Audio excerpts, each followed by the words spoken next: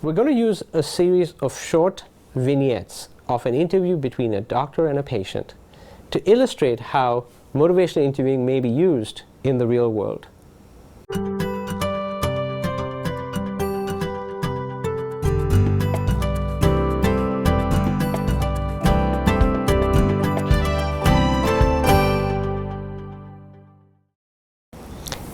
The principles of motivational interviewing are four. The first one is common to almost every form of therapy we engage in, and that is expressing empathy. So in this vignette, we're going to see how empathy is a very important way to establish rapport with a client or a patient and practice one of the principles or the spirits of MI. So Sandra, tell me what's been going on with your attempts to quit smoking. I've tried a few times in the past. It was hard. Tell me more. I found that I'd be very tearful. It wouldn't take much to, either make me feel very upset or angry, cranky. So it just seemed like such extremes that it was difficult, and I always gave in. So it sounds like you know what it is like to, that you need to quit, but when you do quit, it's really hard for you. Yeah, I did find it very hard. I did. And that won't make you go back. Yes, Wow. it seemed easier. So that's hard, yeah.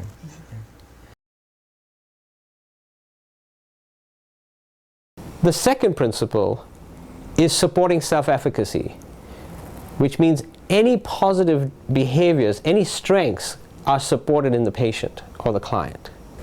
In this vignette, we will demonstrate how we support self-efficacy in the journey of behavior change. So Sandra, I know you're being pretty hard on yourself about quitting smoking, but if I remember correctly, you told me you had quit for a whole month in the past. Can you tell me more about that? I quit cold turkey. I was really ready to do it. Sure. And I quit cold turkey, and it was hard. Yeah. I was, one day ready to cry at the drop of a hat, and Right. the next day extremely angry, and Sure. and I ate a lot. Yeah. So after a while, it was just so up and down that I kind of caved. Wow. But you did manage to go for a whole month. I did. Yeah, I kind of surprised myself on that. Yeah. What do you think allowed you to do that? I know you felt you were surprised by it, but there's obviously something that made you quit for a whole month. Yeah, well, I gave it a really good try. I was really ready to quit at the time. Okay. So you were ready to quit at the time, and you were able to put up with some of those symptoms, and you were able to go for a whole month. Yes. So yes, I guess so. So what it really sounds to me is that you can quit. It's just staying quit that's been hard for you in the past. And I think that's what's holding you back. It sounds to me that you're feeling afraid that this might fail again this time. Definitely. Yeah, but on the other hand, what I've noticed you do is that you've told me you've already started cutting down the amount of cigarettes you smoke. You're not smoking around your husband. You're not smoking in the car. Right. So it sounds to me you're already starting to take a few steps in that direction. I never thought of it that way, but yeah, I guess you're right. Yeah.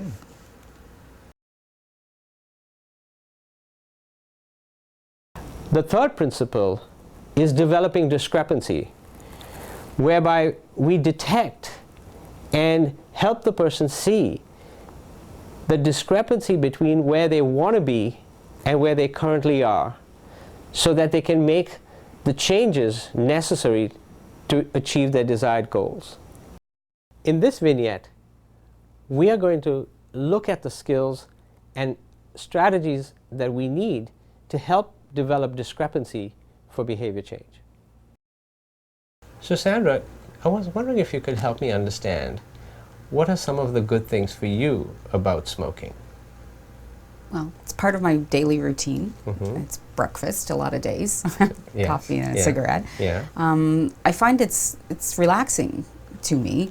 And at work, you can always go outside, take a 10-minute cigarette break, and come back. So it's, when you feel stressful, you get that little escape route. And also, too, you get to talk to a lot of people at work that you maybe wouldn't otherwise interact with, other smokers, I mean. Sure. So let me just make sure I've understood what you said. So smoking is part of your routine. It helps you relax. It helps you socialize, and it helps you take a break. Is that correct? Yes. Okay.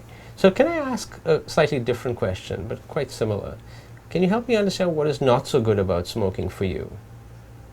Well, at work sometimes I do get comments from people. Oh, Okay. you just come from a cigarette. We can smell you, and it's expensive. It's an expensive habit to keep. Yes. And my husband's quit and wants me to quit as well.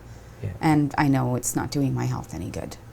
Right. So the health reasons, your husband, your work, as well as the smell that's on yourself when you smoke, those are some of the not so good things for smoking for you. Right, and it's expensive. Wow. So, and the cost as well. Right, Exactly. The right. cost as well. So let me make sure I understand both sides of this for you. On the one hand, smoking helps you relax. It's part of your routine. It's something for you to take a break, and you like it. But on the other hand, it's the comments at work, the cost of it, your health, and your husband. Right, Is that right? right, it is. Okay. So I wonder what you do with this.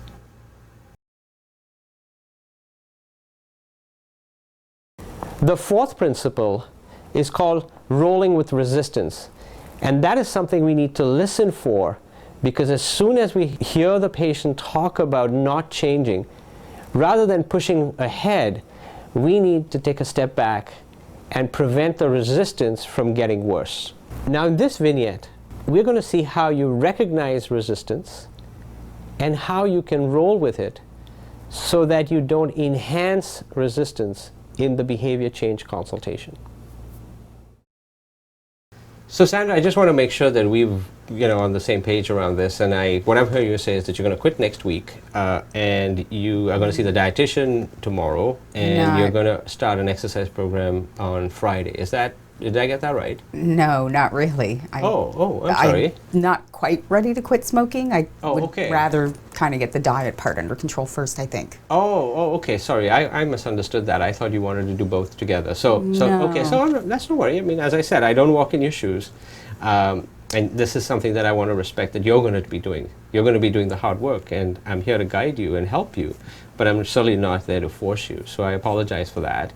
It's okay. So just so that I understand. You're going to work on your diet first. Yes. And you're going to think about the smoking cessation as we talked about. Is that correct? Or is that more accurate? And you would like a pamphlet about what the options are for quitting smoking. Yeah. Oh, okay. Yeah, okay. that sounds good. Okay, that's great. Thank you.